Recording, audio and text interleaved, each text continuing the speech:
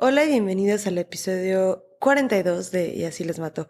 Yo soy su host Emmy, como siempre, y la historia que tengo para ustedes hoy la pidió nadie más ni nadie menos que mi editor Yael. Muchas gracias, Yael. Y si quieren escuchar algún caso, déjenme saber en nuestras redes sociales. Tenemos Instagram, tenemos Twitter, tenemos un correo electrónico es yalm business@gmail.com. Y no se les olvide tampoco unirse al Patreon. Hay 12 episodios extras y todos los meses salen dos nuevos. Y pueden encontrar ahí la segunda parte del de Dahmer y la segunda parte del de Madeleine McCann, el feminicidio, perdón, de Fátima Quintana, el caso de Ed Gein y muchos, muchos más. Así que únanse, no se van a arrepentir. El caso de hoy se trata de la primera mujer a la que le dieron la condena perpetua por matar y cocinar a su novio. Y ese es el primer caso que hacemos de Australia. Vamos a empezar.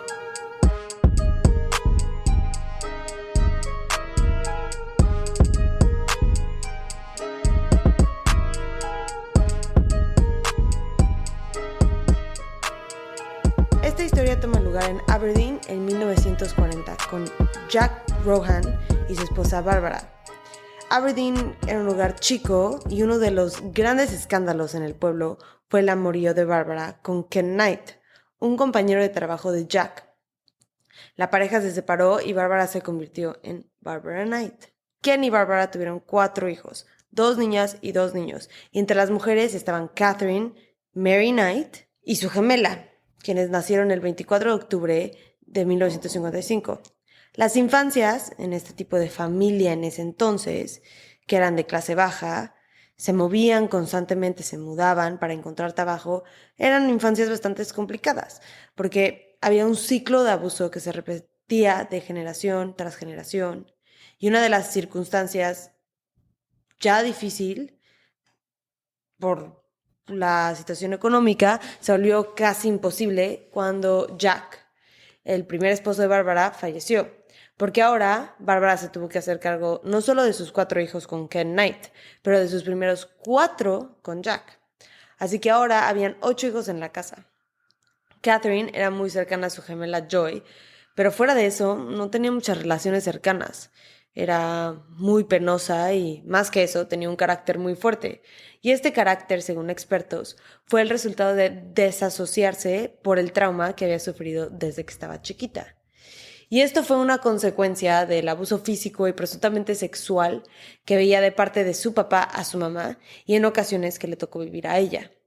Su reacción o manera de protegerse fue que su cerebro hiciera un tipo de desapego a la situación y a las emociones acompañadas a la situación. Y por esto no solo dejó de sentir muchas de las emociones pues de miedo, que obviamente acompañan este tipo de abuso, también dejó de sentir muchas otras emociones, como amor y empatía. Y esto es un poco lo que pasó en el caso de Beth Thomas, que pues quienes han estado conmigo ya un rato seguramente lo escucharon. Es el episodio número 10, por si quieren ir a escucharlo a alguien que no lo haya escuchado. Pero ella, Catherine Mary Knight, era conocida como una niña violenta. Y ella y Joy se peleaban seguido, a golpes. Y no crean que me refiero a pellizcarse o jalarse el pelo. Eran puñetazos. A los 15 años dejó de ir a la escuela, pero había aprendido muy poco en su tiempo ahí y le costaba mucho leer y escribir. Pero lo que ella quería hacer, más que nada, no tenía nada que ver con lo que le estaban enseñando en la escuela. Ella quería seguir los mismos pasos de su mamá, su papá y sus hermanos y quería trabajar en el matadero de Aberdeen. Y a los 16 consiguió el trabajo de sus sueños, deshuesando más que nada, y pues, era un matadero bastante grande. Aproximadamente mataban y deshuesaban a 600 vacas al día, al día. Parte de por qué le gustaba tanto ese trabajo era porque podía experimentar con los cadáveres de los animales. A veces, según sus compañeros de trabajo, cortaba arterias innecesarias, nada más para ver la sangre. Justamente según una psicóloga, estas fantasías o impulsos que impartía en estos animales o en los cadáveres de estos animales, puede que hayan saciado su necesidad y fantasías de matar seres humanos. Además de que probablemente también le gustaba ver el miedo que le tenían sus compañeros de trabajo al hacer este tipo de cosas. Su trabajo era su vida, le encantaba. Pero cuando no estaba en el matadero, estaba con David Kellett, un hombre que había apenas llegado a Aberdeen y con el que Catherine empezó a salir en 1973. Se cree que fue la primera pareja sexual de Catherine y se conocieron en el matadero. Kellett había venido de un pasado, con mucho trauma. Había sobrevivido a un accidente con un tren en el cual vio a su mejor amigo morirse. Y luego, años después, ayudó a rescatar a niños de un accidente con su camión. En ese accidente se murieron 6 niños y niñas. Y después de esto, después de estos 2 accidentes, se volvió dependiente al alcohol. Y cuando conoció a Catherine, eran los 70s, una década conocida por sexo, drogas, alcohol, y pues estaban teniendo ellos una relación muy, muy intensa y muy sexual. Y un año después de empezar su relación, deciden casarse. Ella tenía 18. En la boda, según Kellett, Barbara, la mamá de Catherine, le advirtió que no hiciera nada para que su hija se molestara o lo iba a matar, que ni se le ocurriera ponerle el cuerno porque lo mataría. Su propia mamá dijo esto, que su mamá también era era abusadora. Ella también fue parte del abuso que sufrió Catherine de chiquita, constantemente le pegaba. Pero pues dicho y hecho, en la noche de bodas es cuando empieza la violencia doméstica. Por alguna razón, Catherine tenía la idea de que sus papás habían tenido sexo 5 veces la noche de su boda, cuando en su noche de bodas ella y David no llegaron a ese número de 5 veces. Ella se enfureció y David se despertó con ella arriba de él, ahorcándolo. La familia de Kellett decían que eran opuestos, que no tenían nada en común y que sus personalidades eran muy diferentes, pero pensaron que los puestos se atraen y les deseaban pues todo lo mejor. La hermana de Kellett vivió con ellos un rato en Aberdeen y dice que se llevaba muy bien con Catherine, pero que tenía cambios de humor radicales. Un momento podía estar feliz y cantando y al segundo estaba en una furia. Y dice su cuñada que cuando estaba en estos trances de enojo parecía que podía cargar y aventar a su esposo como si nada. Se volvía muy muy fuerte. David le dijo a su hermana que cuando la viera en estos estados que no se le acercara, porque si es que llegaba a agarrar un cuchillo o algo por el estilo, no sabía de lo que era capaz de hacer. A los 20 años, Catherine se embarazó y durante su embarazo, David fue infiel. Algo de lo que Catherine no se enteró en el momento, y gracias a Dios, el abuso seguía creciendo y seguía intensificándose. Su hija Melissa nació el 11 de mayo de 1976. 6 semanas después, Catherine intentó apuñalar a David con una botella de cerveza rota. Y después de este incidente, Kellett decidió correr, irse de la casa donde sufría abuso, seguramente con mucho miedo de que su vida corriera peligro, y se fue a Queensland con su amante. Pero Kellett no sabía que, aunque no estuviera, ella tenía maneras de castigarlo. En julio de 1976, Knight fue vista caminando con su bebé en una carriola por la calle, cuando de repente empezó a jalar la carriola de lado a lado, bruscamente, gritando, y una persona le habló a la policía.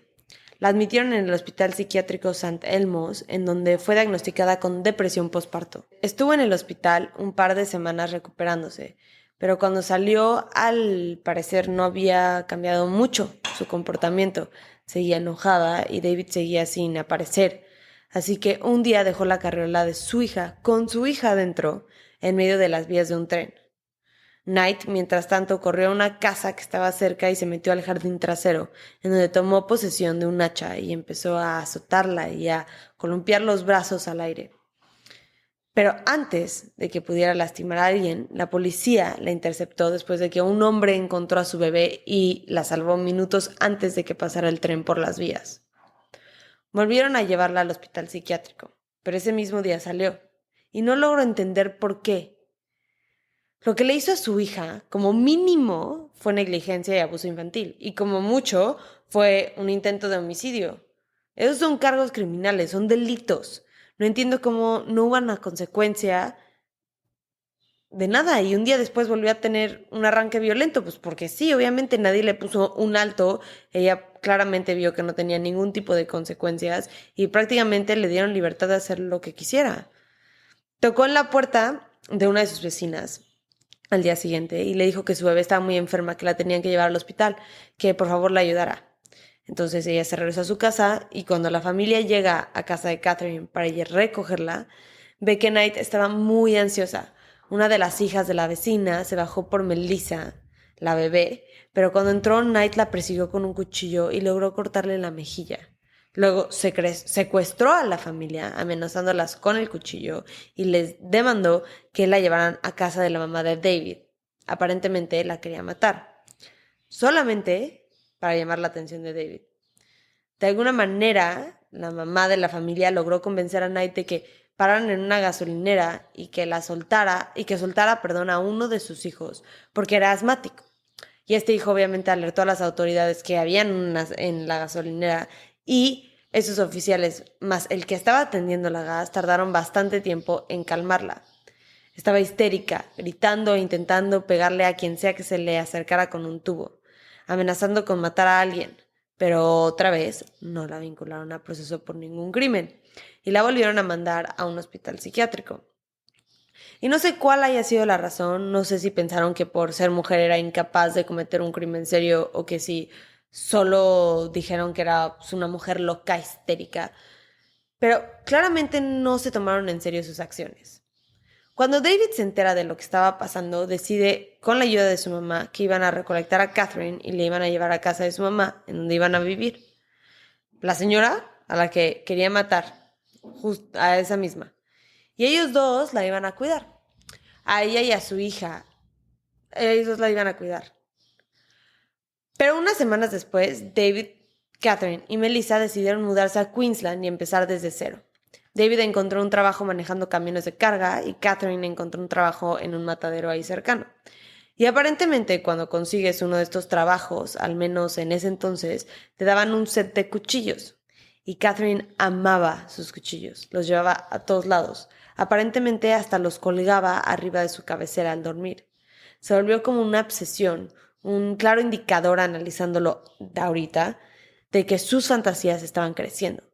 Pero los cuchillos no fueron lo único, o el único comportamiento alarmante. Sandy, la hermana de David, una vez escuchó que su sobrina, o sea, la hija de David y Catherine, estaba llorando y llorando en el baño. Y estaba llorando a gritos. Obviamente, pues se acercó para ver qué pasaba y cuando abrió la puerta vio a Catherine sosteniendo a su hija abajo del agua hirviendo. Sandy le contó lo que había visto a su hermano y él le contestó que por favor no dijera nada, especialmente a Catherine, porque era capaz de matarla a ella mientras dormía y probablemente a él también. Les quiero contar de un producto para todos los que usan maquillaje y bloqueador todos los días, que deberíamos de hacer absolutamente todos y todas, o que solamente quieren cuidar su piel. Y es el desmaquillante regenerador de Argan de PAM México, es PAAM. Es un producto increíble que puedes usar para desmaquillarte. Simplemente aplicas unas gotitas en ojos y rostro y lo masajeas y lo retiras con agua o con una toalla húmeda. Y luego te puedes lavar la cara con otro jabón, que es lo que yo hago, que es para que se me quite todo por completo. Es una técnica que se llama doble lavado y funciona para la gente que usa mucho el maquillaje o que se está reaplicando el bloqueador muchas veces en el día, que deberíamos hacer todos, lo repito. Y es porque el bloqueador es muy difícil de quitar, al igual que el maquillaje. Y siempre el primer paso de esta técnica es un jabón o un desmaquillante a base de aceite como este y funciona perfecto. Y además lo puedes usar como un suero hidratante después, que ayuda a nutrir y fortalecer tus pestañas, es rico en vitamina E, es un antioxidante natural, que eso ayuda muchísimo con los efectos del envejecimiento y además limpia a profundidad tus poros. Y ahorita lo pueden conseguir con un 10% de descuento cuando usas nuestro código, que es YALM10, es YALM 10. Así que no se lo pierdan, les va a encantar. Es para todo tipo de piel y díganme si les gustó. Este hombre vivía en un miedo constante de esta mujer y mucha gente lo sabía. No entiendo por qué no se hizo más al respecto, no se hablaba más del abuso. Y para nada estoy juzgando, que claro, solamente siento que este fue un caso en el que no se tomaron en serio las amenazas y el abuso simplemente porque Ella, siendo mujer, era la abusadora y él, siendo el hombre, era la víctima. Y esto es una dinámica mucho más común de lo que pensamos. En México, 4 de cada 10 hombres sufren algún tipo de violencia perpetrada en 90% por una mujer. De acuerdo con un estudio realizado en el 2018, el 40% de los varones mexicanos sufrieron algún tipo de maltrato. Sin embargo, el 96% de ellos no denuncian formalmente. En 1979, David cachó a Catherine con un amante. La iba a dejar, pero Knight le rogó que le diera una oportunidad más y decidieron mudarse otra vez. Pero no solo eso, lo convenció de que tuvieran a otro bebé.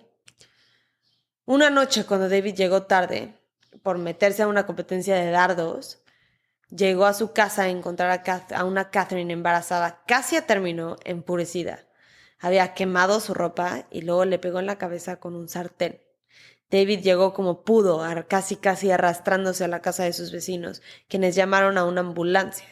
David tenía una fractura en el cráneo severa y tuvo que quedarse en el hospital una semana. La policía quería arrestarla, pero Catherine lo convenció de que no la denunciara. No sé, es que ya lo hemos visto en otros casos, pero obviamente no se debería dejar a la víctima o a la sobreviviente o al sobreviviente con el abusador o la abusadora. Porque obviamente después de algo así, pues hay muchísima manipulación, hay un abuso mental y emocional mucho más profundo que solamente lo que se ve, que es el físico. Entonces, obviamente aquí lo estaba manipulando, probablemente lo tenía amenazado, quién sabe, pero por eso se deberían de mantener separados. El 6 de marzo de 1980 nació su segunda hija, Natasha Marie. Después de su nacimiento, la violencia empeoró. Nadie sabía cuándo, cómo y por qué iba a explotar.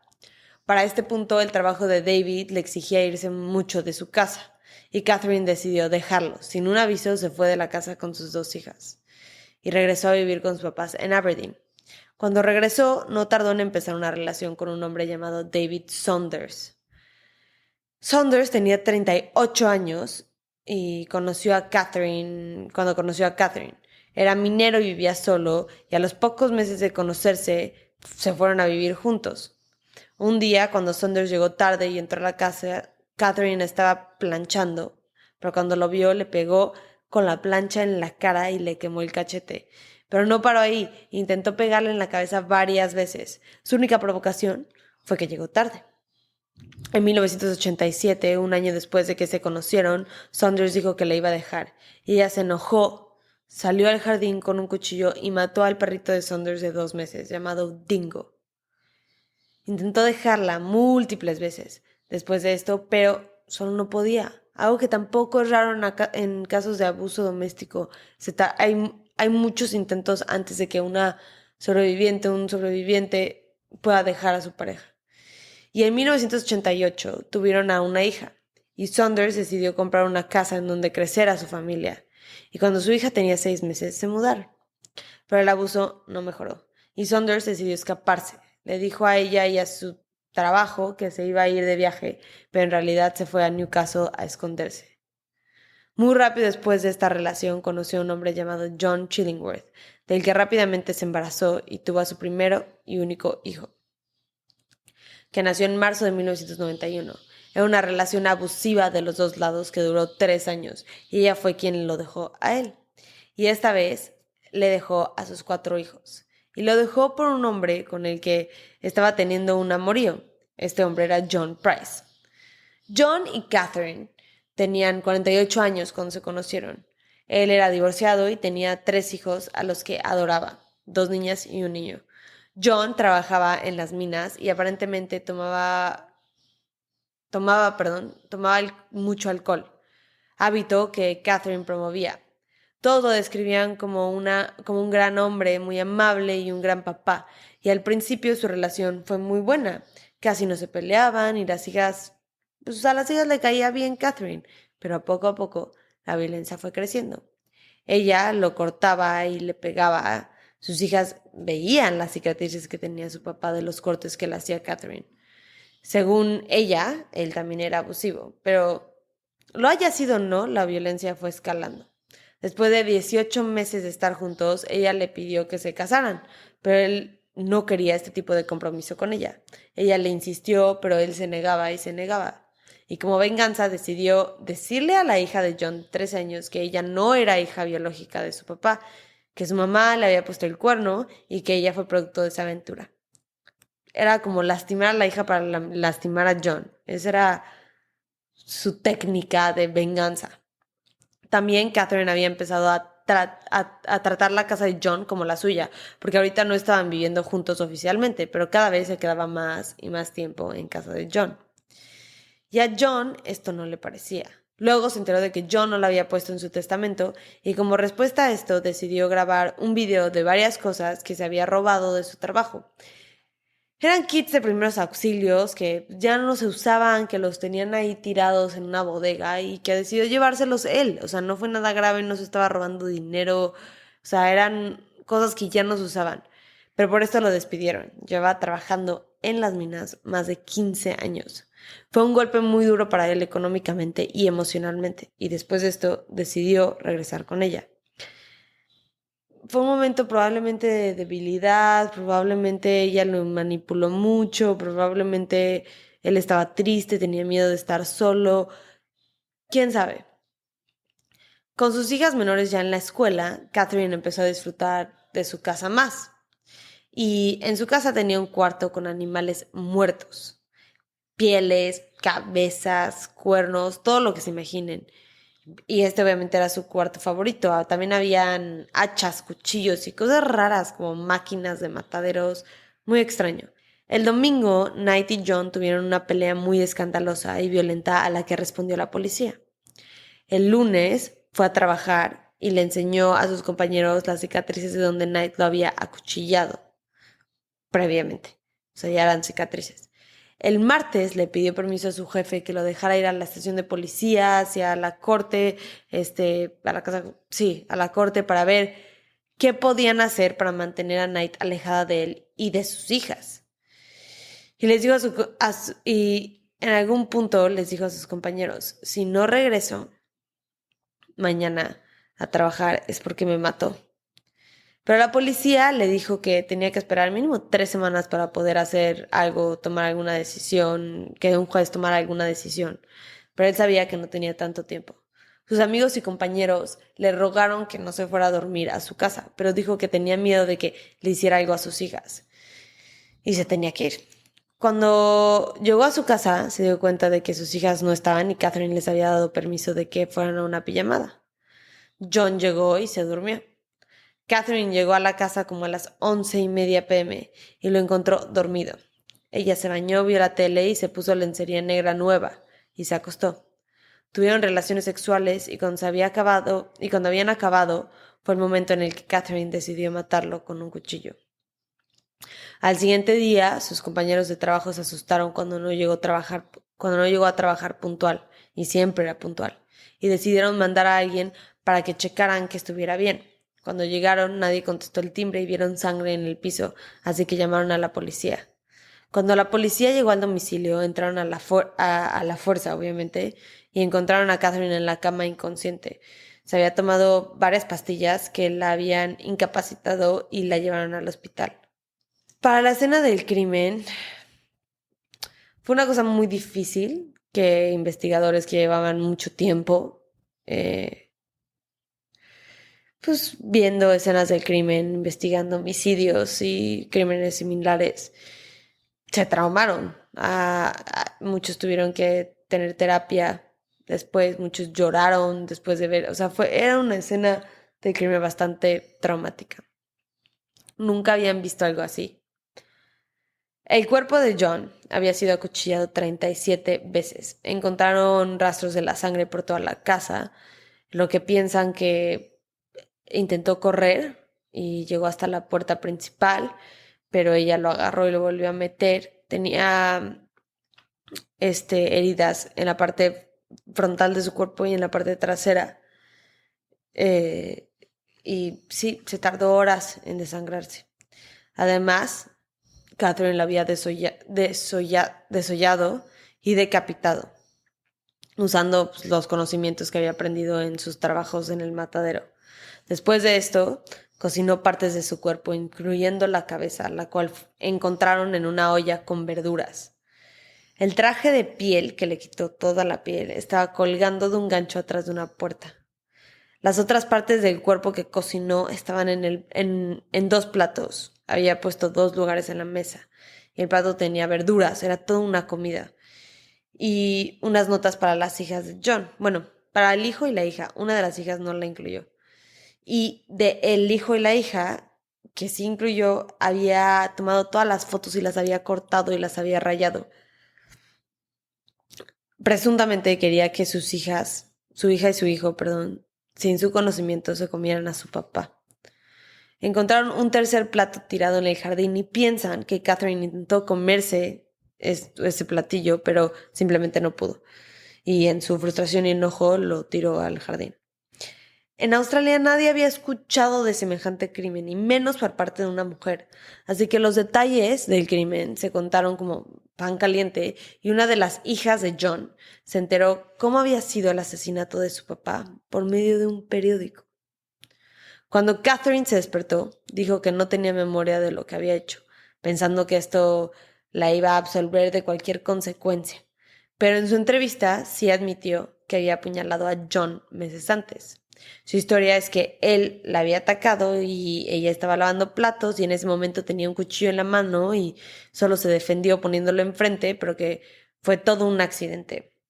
Obviamente su defensa iba a ser que no tenía que tenía una enfermedad mental y que no se acordaba de lo que había hecho y que no había sido realmente ella y que lo que ella necesitaba era tratamiento médico. Pero había evidencia que contradecía que esto había sido un ataque de una persona enferma y que claramente demostraba que este crimen lo había cometido una persona pensante y coherente. Por ejemplo, después del asesinato, manejó una distancia considerable a un cajero y sacó $1,000 de una tarjeta de John. Y luego regresó a la escena del crimen. También le había dicho a su hermano que iba a matar a John y que lo iba a hacer de una manera para que piensen todos que estuviera loca. El 18 de octubre del 2001, Catherine se declaró culpable por el homicidio de John Price y la sentenciaron a vida en prisión sin la posibilidad de libertad condicional. Decisión que ha sido sostenida en las apelaciones y que, en mi opinión, fue la correcta. Muchas gracias por escuchar este episodio de Y así les mató. La próxima semana les voy a contar la historia o el caso de la masacre de Pike County. No se lo pierdan. Y no se les olvide seguirnos en nuestras redes sociales. Por favor, vayan a checar en Patreon. Hay muchísimos niveles a los que se pueden inscribir. Sí, ahí los veo. Muchas gracias. Bye.